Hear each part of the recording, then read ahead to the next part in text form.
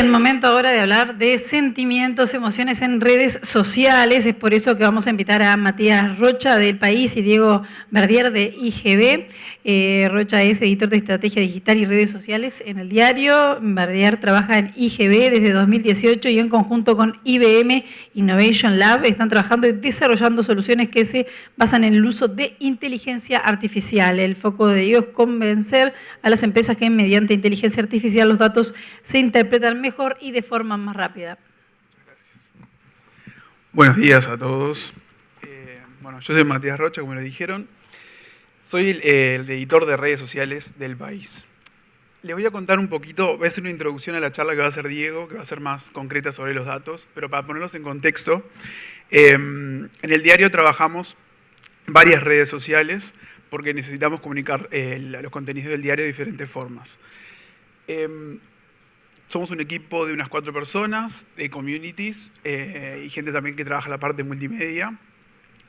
Y este año tuvimos un desafío importante con la campaña electoral, porque teníamos que comunicar demasiados mensajes y que despertaban mucha crispación en las redes, ¿no? Desde todos lados. Vimos una polarización muy grande.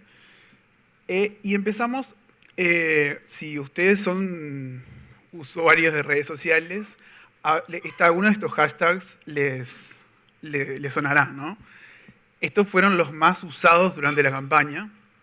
¿Qué es lo que nosotros vimos desde el trabajo de redes? Vimos que las personas empezaron a darse cuenta de que podían instalar temas en la agenda política de la campaña a través de los hashtags.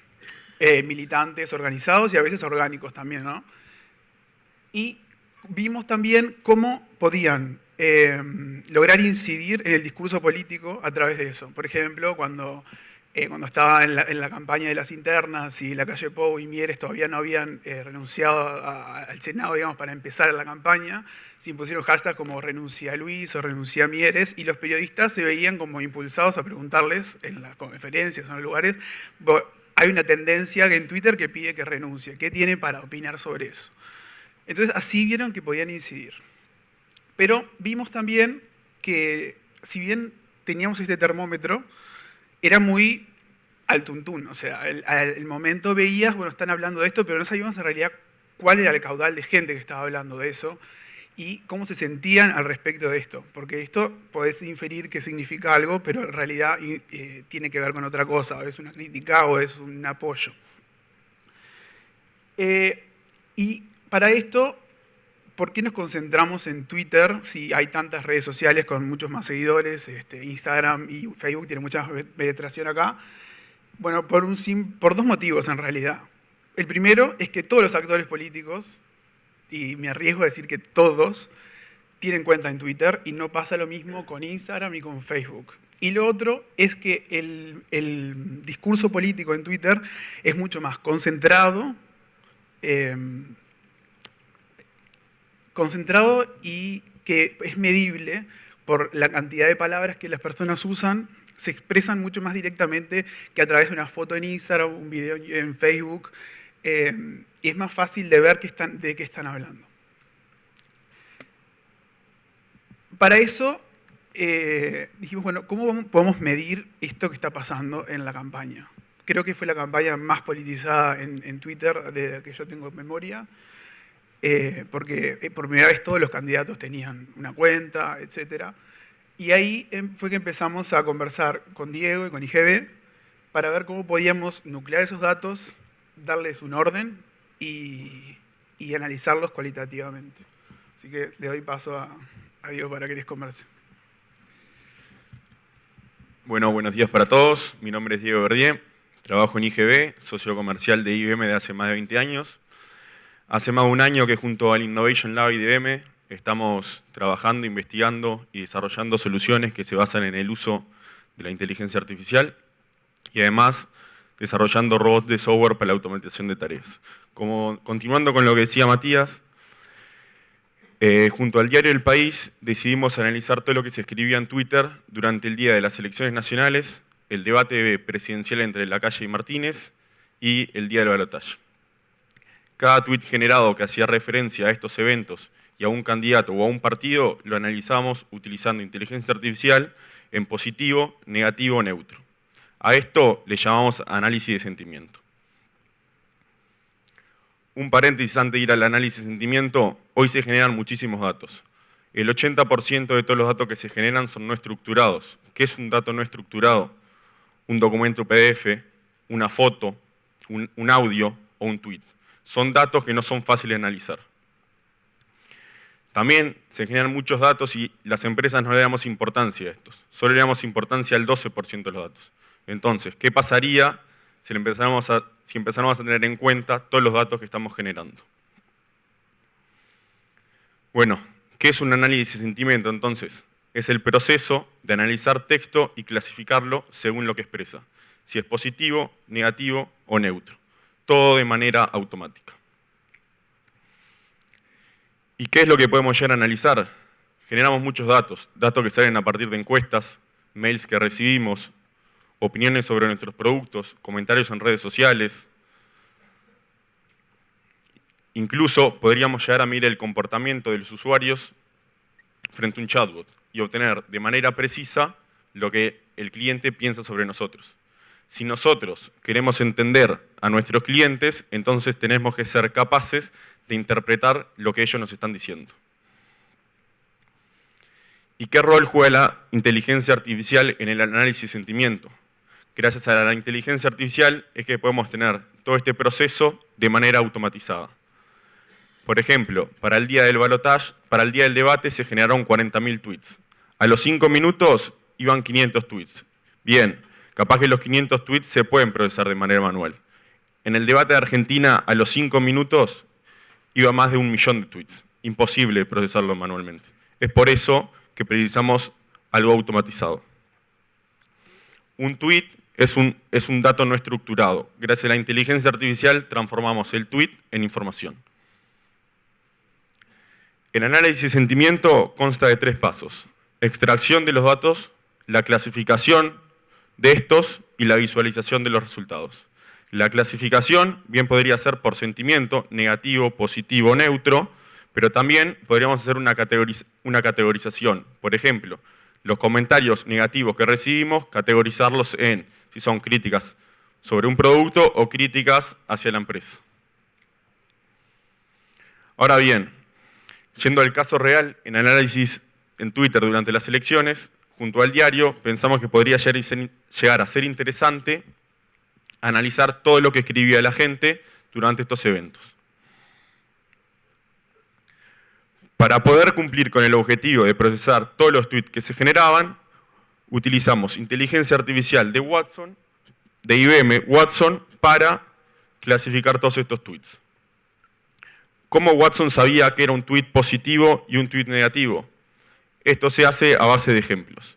El entrenamiento de Watson es a base de ejemplos. Nosotros manualmente le tenemos que decir a Watson, este tweet es positivo, este tweet es negativo.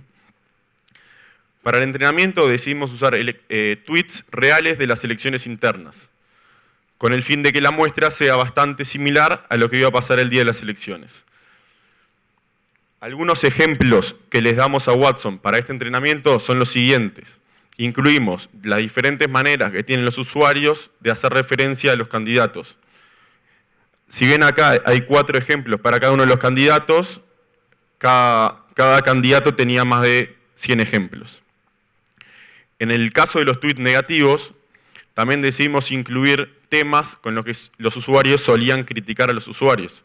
Por ejemplo, en el caso de la calle Pou lo solían criticar por las propuestas y en el caso de Daniel Martínez por la elección de la vicepresidenta.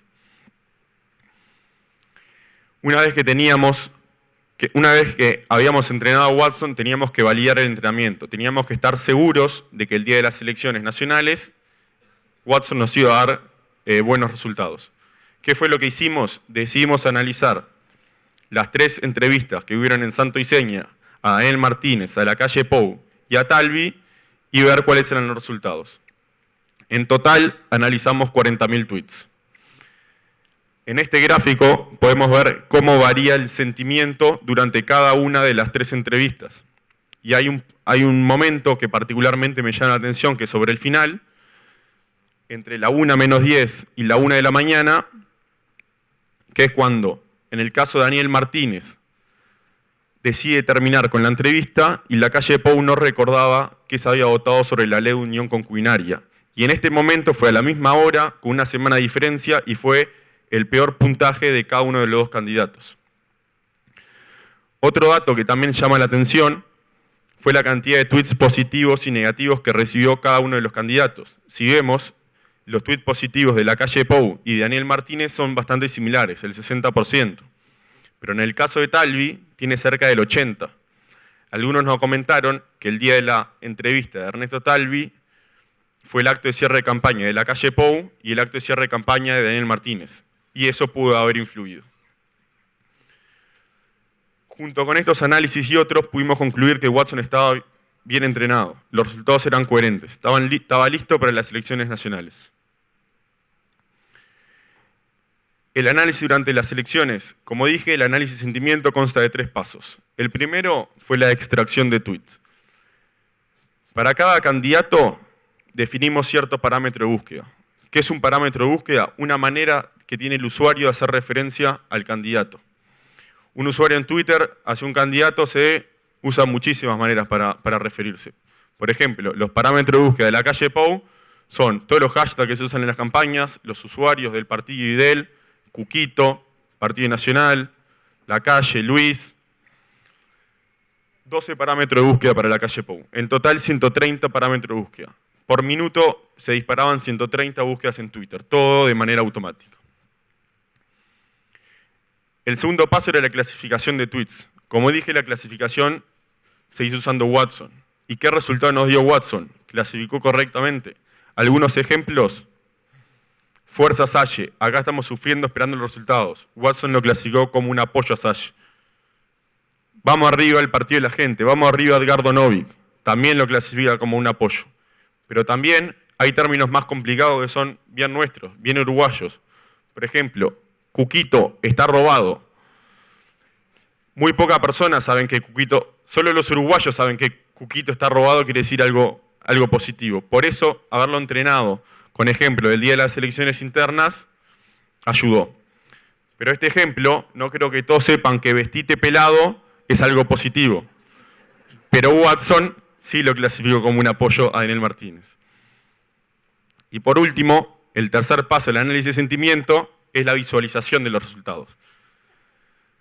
Y esto es lo que más llama la atención. El gráfico de la izquierda son los resultados de las elecciones internas y el gráfico de la derecha es la cantidad de tweets que recibió cada uno de los candidatos el día de las elecciones nacionales. Si vemos, son muy similares. El Frente Amplio recibió el 39% de los votos y recibió el 41.9% de los tweets. El Partido Nacional, el 28.6% de los votos y el 28.5% de los tweets. El Partido Colorado, 12.34% de los votos y 13% de los tweets. Se analizaron 60.000 tweets, o sea, es una muestra bastante grande. Y los resultados son muy parecidos. ¿Y qué impacto tuvo el análisis? Se analizaron más de 200.000 tweets entre los 3 análisis del debate de las elecciones nacionales y del balotaje. Entre las 3 notas del diario El País, entre los 3 análisis, más de 300.000 visitas. El análisis del debate fue la noticia más leída del día y la quinta noticia más leída de todo noviembre. Pero hubo uno en particular que me causó mucha gracia y me llamó la atención. En un grupo del Frente Amplio empezó a circular un mensaje que invitaba a sus seguidores a tuitear positivamente hacia Daniel Martínez y negativamente hacia la calle Pou. Es decir, estaban pendientes del análisis. Y para terminar, ¿dónde podríamos utilizar una escucha en las redes sociales? Tenemos que ver a los partidos políticos como un producto, como una marca. Todo lo que aplica para los partidos políticos perfectamente puede aplicar para cualquier otra cosa. Y los dejo con Matías, que va a terminar. No, por último, quería cerrar diciendo que esto, si ustedes después lo buscan, análisis de sentimiento en redes, para ver bien concretamente de qué es lo que estamos hablando y cómo se visualizó, pueden buscar cualquiera de estas notas en Google y lo van a encontrar. ¿Qué significó esto para el diario en sí? Fue un contenido nuevo.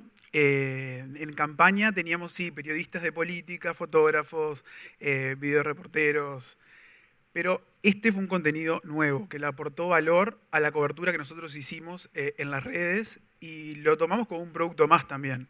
Como comentaba Diego, la cantidad de tráfico, hubo como 120.000 usuarios únicos, que es muchísimo para una información que en sí no es de relevancia, de interés general. Y fue uno de los contenidos más vistos. O sea que, nada, queríamos mostrarles también el valor que tenía eso. Cualquier duda, estamos en la sección de intercambio. Y muchas gracias.